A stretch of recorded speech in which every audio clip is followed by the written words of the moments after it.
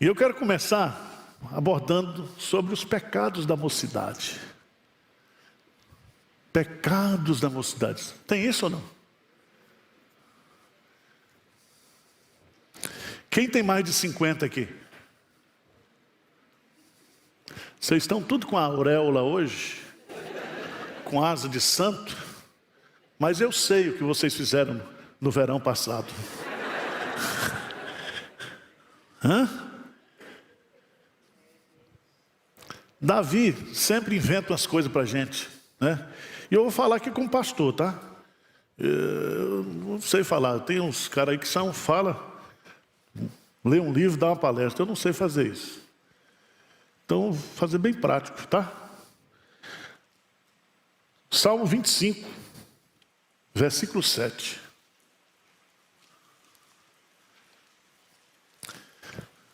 O tema da meditação é os meus pecados da mocidade. Tá bom? Então você vai voltar para casa hoje lembrando os meus pecados. A gente gosta dos seus pecados, não é isso? Seus pecados. Então você aprontou quando era jovem. Hoje você é presbítero, pastor. Aí chega um adolescente lá, porque lanchou antes de tocar a campainha, você desce o porrete nele.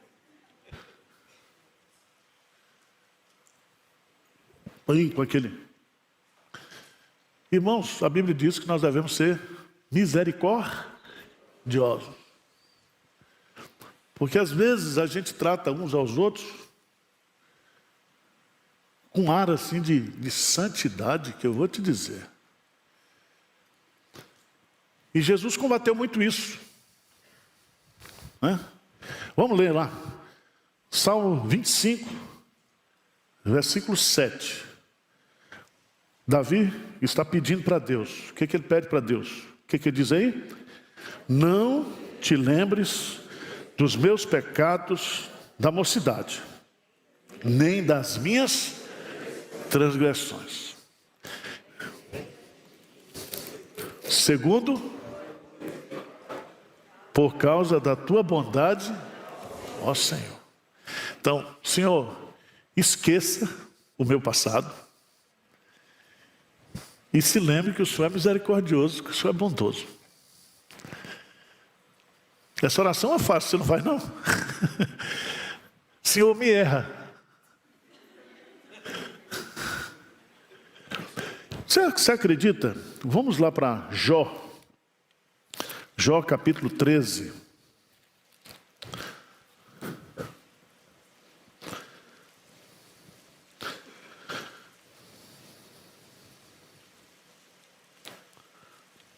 Versículo 26.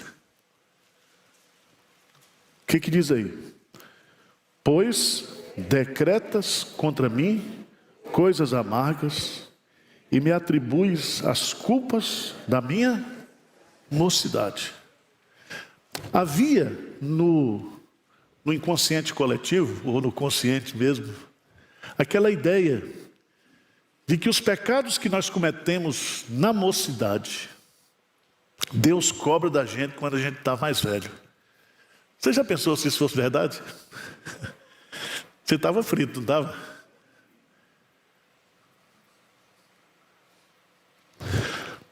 Mas eu quero focar nessa expressão. Meus pecados da mocidade.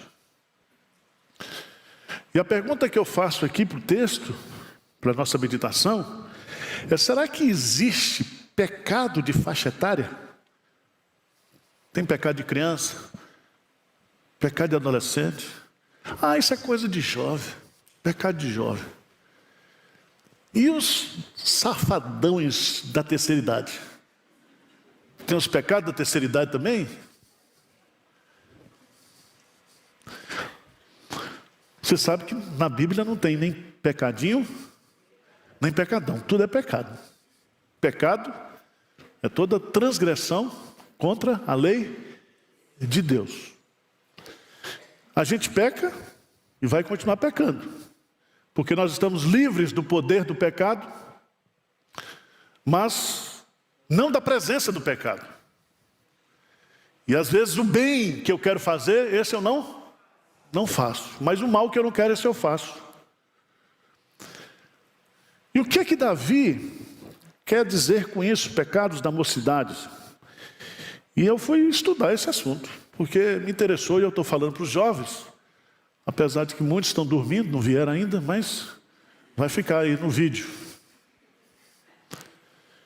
Quais seriam os pecados da mocidade?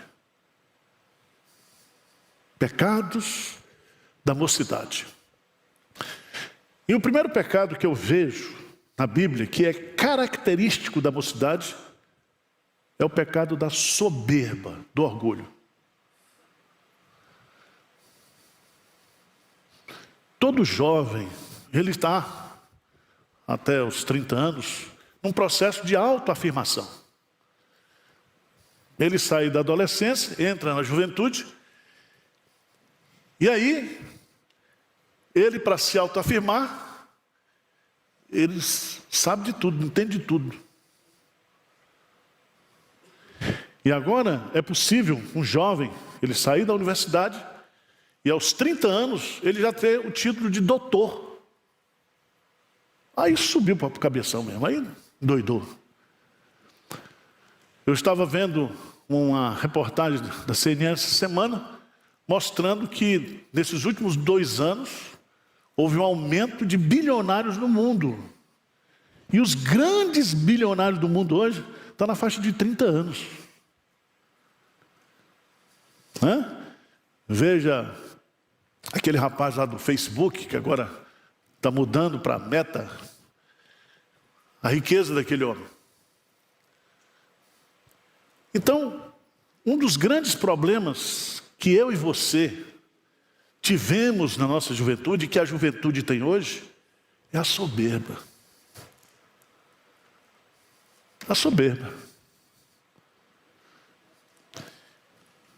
E tem uns jovens que eles fazem questão de ser soberbo, porque a sociedade valoriza a soberba. O mundo ama a soberba, estimula a soberba. E se você não for soberbo, você é um Zé Mané.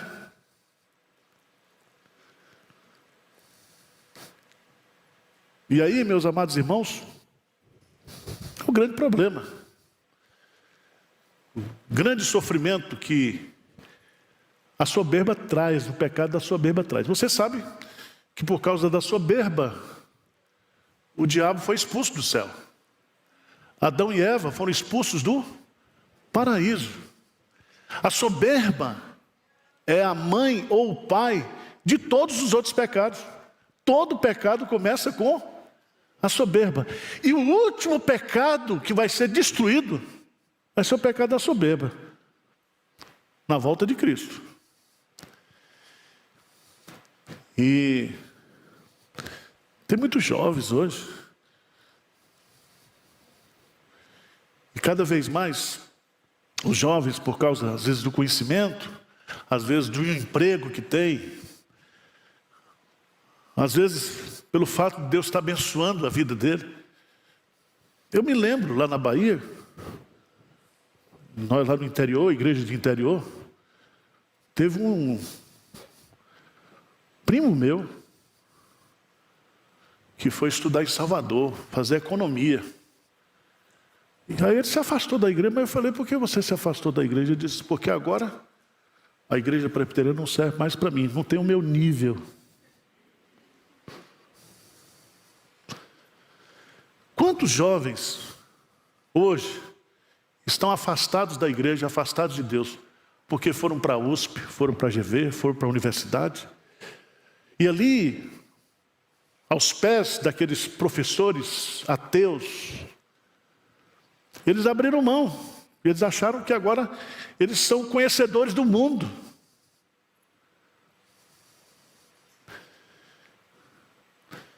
Irmãos, nós precisamos tomar muito cuidado com esse pecado. Quando você faz um curso, depois você faz um mestrado, depois faz um doutorado. O que é um doutorado?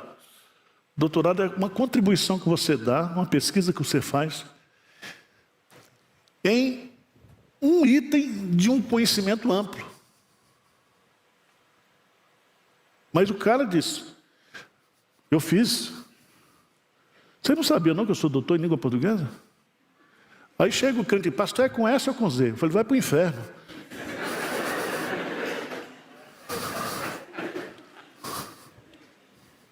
Entendeu? Só para a cabeça. Só para a cabeça. Hoje a juventude hoje anda com o nariz empinado.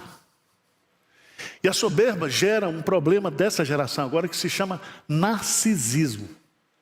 Vocês conhecem essa fábula de Narciso? Que ele chegou e foi tomar água no poço, e quando o rosto dele refletiu na água, ele se achou tão lindo, tão bonito, que ele caiu e se afogou. Eu me amo, eu me adoro, e vocês não podem viver sem mim. Esse é o narcisismo. Eu tenho visto isso aqui na igreja, no comportamento dos jovens. A soberba gera o individualismo.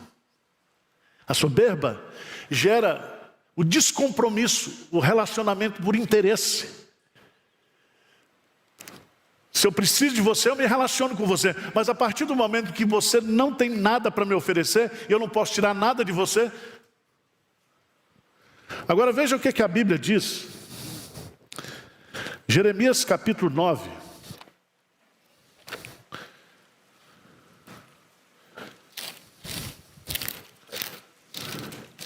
Jeremias capítulo 9. Versículo 23, diz assim: assim diz o Senhor, não se glorie o sábio na sua sabedoria. Deus, Ele é o Pai da sabedoria. E se alguém não tem sabedoria, peça a Deus que Ele dá. Tá? Não estamos dizendo aqui que somos contra o conhecimento. Pelo contrário. Mas quando o conhecimento se torna um fim em si mesmo e aumenta a sua soberba, é pecado. E aqui é tão interessante porque diz assim: nem o forte na sua força, nem o rico nas suas riquezas. Na sua força aqui, está falando justamente da juventude. Vê lá, Isaías capítulo 40. Isaías capítulo 40. Versículo 30. 29 e 30. Diz assim: que Deus faz forte ao cansado e multiplica as forças do que não tem nenhum vigor. Os jovens se cansam e se fatigam, e os moços de exaustos o quê? Caem. Presta atenção, aqui os jovens que não esperam no Senhor se cansam e se fatigam. Mas aqueles que esperam no Senhor renova as suas forças. Para esperar no Senhor, para confiar no Senhor, você tem que abrir mão da sua soberba, do seu orgulho. Eu dependo de Deus, eu preciso de Deus.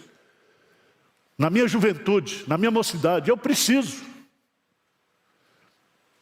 Então, o primeiro pecado que eu vejo, que poderia ser colocado como o pecado da mocidade, é o pecado do orgulho ou da soberba.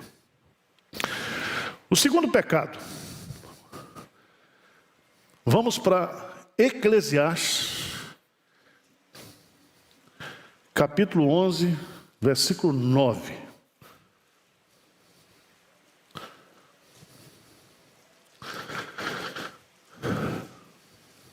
Eclesiastes 11, 9 diz assim, lê comigo aí. Alegra-te, jovem, na tua juventude, e recreie-se o teu coração nos dias da tua mocidade. Anda pelos caminhos que satisfazem ao teu coração e agradam os teus olhos. Sabe, porém, que de todas essas coisas Deus te pedirá contas. Eu quero destacar no hebraico essa expressão, e recreie-se o teu coração. Esse verbo recrear significa divertimento. Então, quais são os pecados da mocidade? São os pecados que envolvem o divertimento. Estão entendendo ou não? Se a avó de Anitta fosse dançar, você iria assistir? Mas não vou perguntar se a Anitta fosse. O que é característico do jovem? Diversão. Você lembra quando você era jovem? Se tivesse uma festa lá na Zona Leste, você ia. Hoje, você paga para não sair de casa. Você deve estar velho. O jovem saía, reunia aqui, ia para a praia, passava o dia lá, voltava à noite, chegava à noite, já saía, ia para o cinema. E o divertimento aqui significa justamente agradar os desejos do coração. E nos desejos do coração estão os desejos pecaminosos da carne: sexo, bebida, divertimento.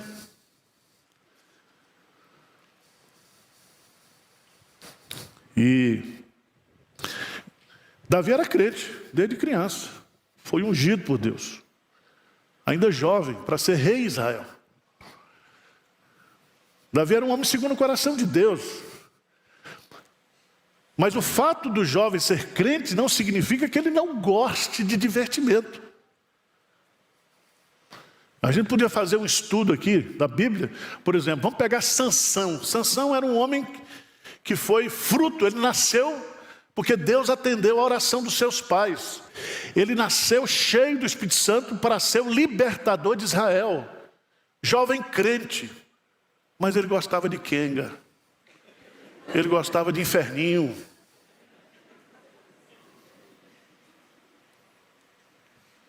Quem era Dalila? Prostituta. Primeira coisa que Sansão fez foi casar com uma mulher que não era crente para ofender seus pais. Porque nos desejos da carne, da mocidade, nós tomamos decisões o quê? Erradas, precipitadas. Irmãos, está claro no texto: alegra-te, jovem, na tua juventude, e recreie-se o teu coração nos dias da mocidade. Então, há os pecados da mocidade. Eu enfrentei um problema na igreja de Olinda uma vez, que um diácono, que era noivo, ia casar, foi para um happy hour da empresa dele, tomou uns goró lá, se envolveu com uma moça lá. Moça no sentido do Bradesco, tá? Moça, uma jovem. Engravidou a jovem. Noivo para casar, com tudo pronto. E eu fui aconselhar esse jovem, filho de presbítero, e ele dizia assim: não, pastor, eu vou casar. Eu falei: não faça isso, você já fez uma burrada. E agora, para resolver o problema com a noiva? Ele casou com essa mulher. Só que daqui a pouco ele começou a namorar com a ex-noiva. Eu falei: agora você está em adultério, desgramado. Agora eu não estou entendendo mais nada. Veja a confusão. Por que as Ambev, as empresas de bebida, chegam nas universidades, nos diretórios acadêmicos e promovem festa? Para quê? Divertimento. E é aí que acontece as nossas quedas, a queda da mocidade. Comete os pecados porque ninguém é de ferro. Eu dizia, tinha um grupo lá em Olinda que não fazia nada o ano todo. Não ia para a igreja, quando chegar no carnaval, queria evangelizar no carnaval. Eu falei: eu sou contra, eu não vou não, porque se eu for, na primeira troça que passar, eu estou dentro. Eu já vou levar a sombrinha.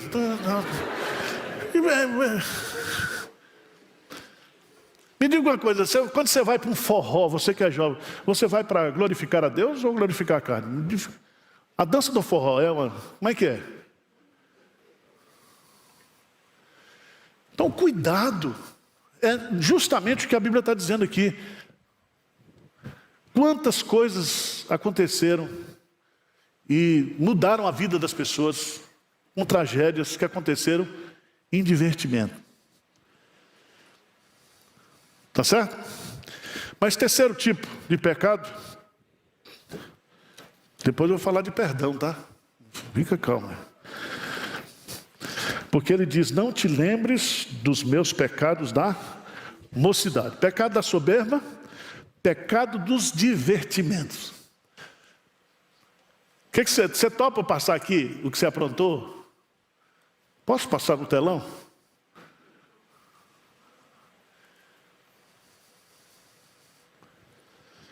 Eu me lembro que quando eu voltei, me desviei na igreja, era adolescente, jovem, e eu fui para uma balada lá, na boate Drinkson. Você já pensou, eu dançando? Você pensou? Mas com duas caipiroscas na cabeça, o cara se solta, né? E um dia eu fui para o culto e tomei a Santa Ceia. Quando eu tomei a Santa Ceia, aí o Espírito Santo falou comigo, mas você está bebendo o quê? Juízo para si mesmo. E ali, Deus trabalhou a minha conversão, a minha volta. Então, preste atenção. Terceiro lugar, terceiro tipo de pecado, que aqui eu quero chamar a sua atenção, que é característico da juventude e que nós devemos guardar o nosso coração, que é o pecado da avareza. Da avareza. Eu quero chamar a sua atenção, porque às vezes a gente, quando fala de avareza, só fala da avareza do dinheiro, né? Mas a avareza, veja lá o que está em Lucas, capítulo 12, versículo 15.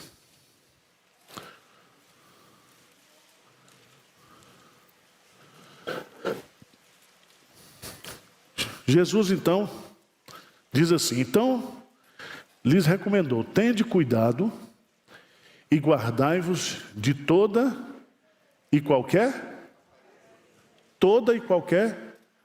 avareza.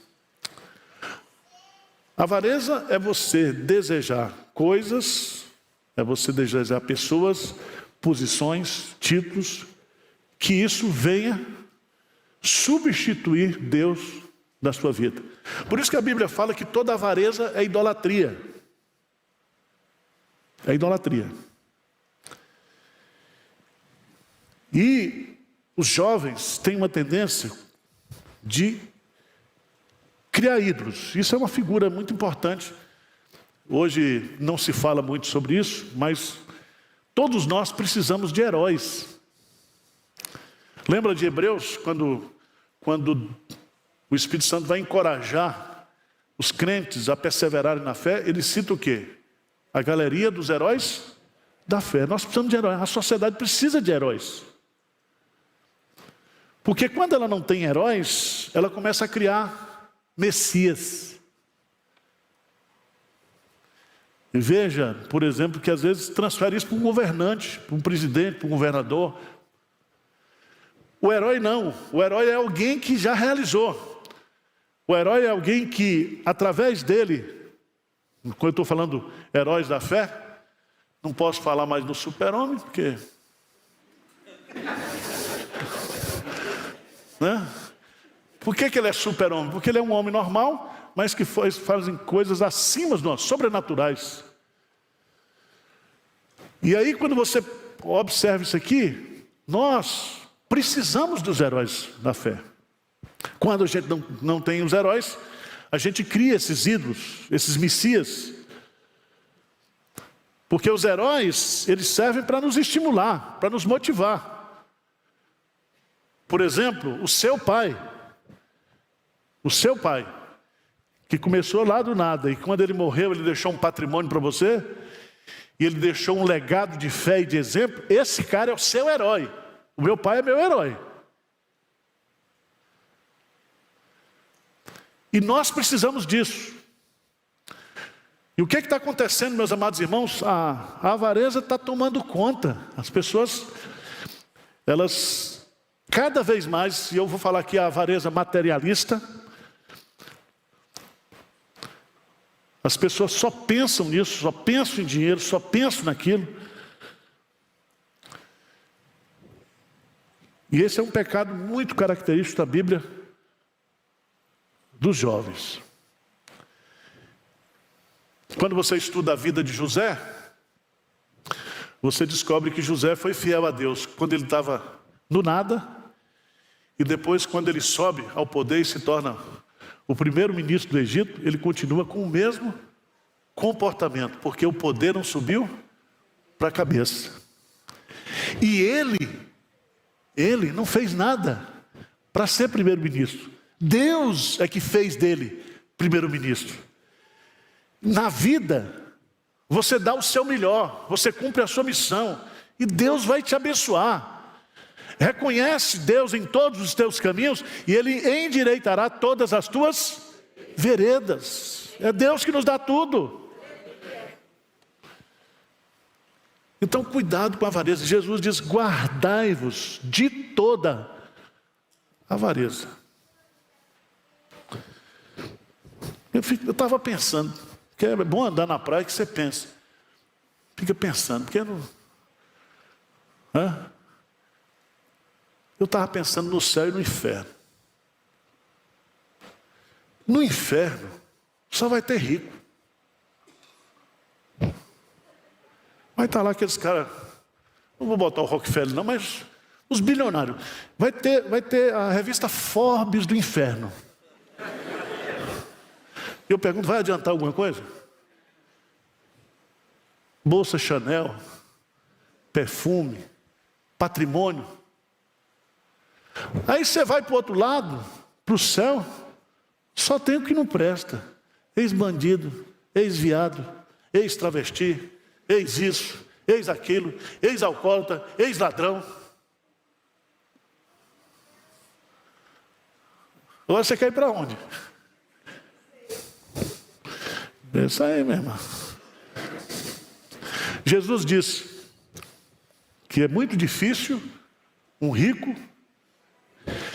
Quando ele está falando de rico, ele não está falando de rico, pessoa que possui bem, mas aquele que ama o dinheiro. E é tão interessante que Jesus vai ilustrar a avareza justamente na vida do jovem rico. Que farei para herdar a vida eterna? Jesus vai lá, vende todos os teus bens, siga-me. E diz que ele ficou profundamente triste, porque era dono de muitas propriedades. É a primeira vez que eu vejo um rico triste. Eu conheço muito pobre triste, mas rico. Ele ficou triste, porque tinha muitas o quê? Propriedades. Ele não queria abrir mão daquilo para seguir a Jesus. Avareza. Avareza. Então hoje você vai conversar com a moçada. Outro dia o cara perguntou: pastor Arival, o senhor está investindo na bolsa de valores? Eu falei: meu irmão, dá mal para pagar as contas, eu vou investir onde? O que eu ganho eu como. Tem investimento. Estou investindo no Tesouro Celestial. Porque hoje o moleque já nasce dizendo: quando é que eu vou chegar ao meu primeiro milhão? Nada contra, mas isso não pode ser o foco da sua vida. Isso é avareza. Deus pode dar 1 milhão, 10 milhões, 30 milhões. Deus é que dá e Deus é que tira. Ele dá abundantemente, transbordantemente. E você precisa, nós estamos patrocinando agora, vai acontecer lá dia 19 agora, a igreja aqui, nós estamos numa mobilização para empreendedorismo de jovens crentes, porque o caminho é esse. O CLT vai acabar, Justiça do Trabalho nós vamos fechar, se Deus quiser. Todo mundo vai ter que trabalhar e comer, e você vai ter que empreender. Todo mundo trabalhando. A Bíblia diz que o homem que teme ao Senhor, ele é abençoado, e diz: do trabalho de tuas mãos o quê? Comerás. Não precisa de Bolsa Família, Bolsa Auxílio. O homem que é abençoado por Deus, ele se sustenta com o trabalho das suas próprias mãos. E Deus quer isso para nós. Pronto, vou falar agora para terminar. Quais são os 3 pecados? Soberba, divertimento e avareza. Agora, mas Davi diz assim: não te lembres. Eu pergunto, Davi está pedindo para Deus ter um problema de memória? Deus pode ter amnésia? Não te lembres. Não te lembres. E lembrar aqui, lembra? Sempre esse verbo lembrar na Bíblia tem um intento de ir ao encontro daquele que é lembrado para abençoar a vida dele. Lembrou-se Deus de Sara e ela ficou grávida. Lembrou-se Deus de Israel e aí ele faz o projeto.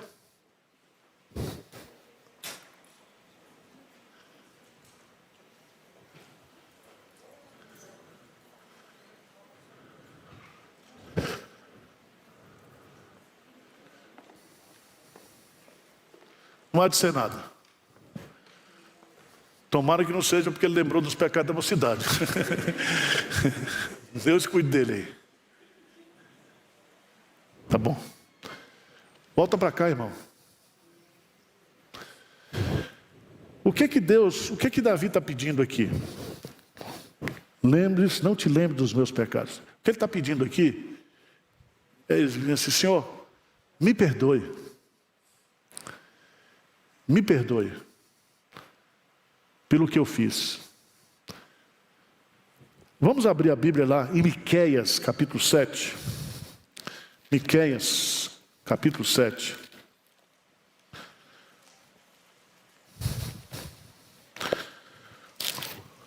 Último capítulo de Miqueias.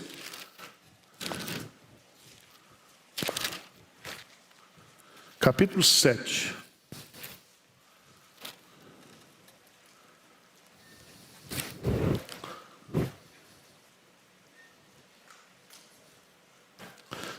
Vamos ler juntos? Versículo 18. Miqueias, capítulo 7, versículo 18. O que diz aí? Quem, ó Deus, é semelhante a ti, que perdoas a iniquidade e te esqueces da transgressão do restante da tua herança? O Senhor não retém a sua ira para sempre, porque tem prazer na misericórdia. Tornará a ter compaixão de nós, pisará aos pés as nossas iniquidades e lançará todos os nossos pecados nas profundezas do mar. Amém. Significa que se você se lembra e isso lhe incomoda, você ainda precisa confessar esse pecado. Mas você tem que se lembrar que pecado perdoado por Deus é pecado o quê? Esquecido. Tá bom? Pecado perdoado, pecado o quê? Esquecido. Você, quando paga a conta, tem uns que guarda 20 anos. Aquelas pastas. Nováquia, anel me cobre. Né? A gente gosta de guardar. Para que serve aquela conta paga? Só se alguém cobrar de novo. Aí você diz: não, eu já paguei. Mas Deus não vai cobrar de novo. Mas duas notícias boas para você e para mim, quando eu estava pensando nesse texto. Pecado da mocidade é bom porque dá para consertar. Dá ou não dá? Pecado de velho não dá para consertar porque morre. Está perto de morrer. Não é assim? Por que a gente vai ficando mais velho e a gente não quer sair da zona de conforto? Porque a gente não quer ter mais encrenca, não é isso? Então, quando você é novo, você se aventura, tenta uma coisa, tenta outra, etc., erra, acerta. Aí depois você tem tempo para consertar. Tem tempo. Veja, pega o exemplo de Moisés, por exemplo. Moisés passou os primeiros 40 anos no Egito, fez todas as faculdades e universidades da época, porque ele iria ser faraó. Depois ele passa 40 anos no deserto, trabalhando para o sogro. Olha que desmoralização. Trabalhando para o sogro, criando bode. Um homem com toda aquela titularidade, 40 anos de humilhação. Quando ele chega aos 80, aí Deus chama ele e ele vai viver até os 120. Então os 40 anos mais importantes da sua vida, produtivo, foi depois dos 80. Deu para entender? Então, quem escreve o último capítulo da nossa história não sou eu nem você, é Deus. É Deus. Talvez os anos mais produtivos da sua vida, mais abençoados, serão agora. Porque não basta começar bem, você tem que terminar bem. Dos 10 líderes que começaram bem, apenas 3 chegaram bem. Encerraram bem. A vida cristã é assim. Tá bom? Segunda coisa que eu vejo aqui, que é interessante, é que os pecados da mocidade, eles dão para consertar. Eu li um livro, até indiquei para os jovens aqui, diz assim, esse livro escrito por uma psicóloga não crente, lá na UCLA, na Universidade da Califórnia. Ela fez pesquisa. E ela diz assim, todas as decisões mais importantes da nossa vida, nós as tomamos até os 30 anos. Depois disso, é consertando, ajeitando.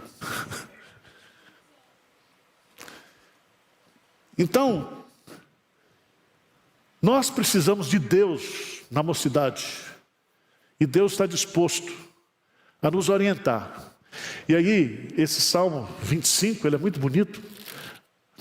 Veja lá no versículo 12 do Salmo 25, 12 e 13, diz assim, ao homem que teme ao Senhor, Ele o instruirá no caminho que não é que Ele quer, é que Ele deve. Deus vai orientar. Então, a mocidade, se existem os pecados da mocidade, também existem as decisões importantes da mocidade, que Deus está pronto a nos ajudar, a nos instruir, a nos dirigir. Amém?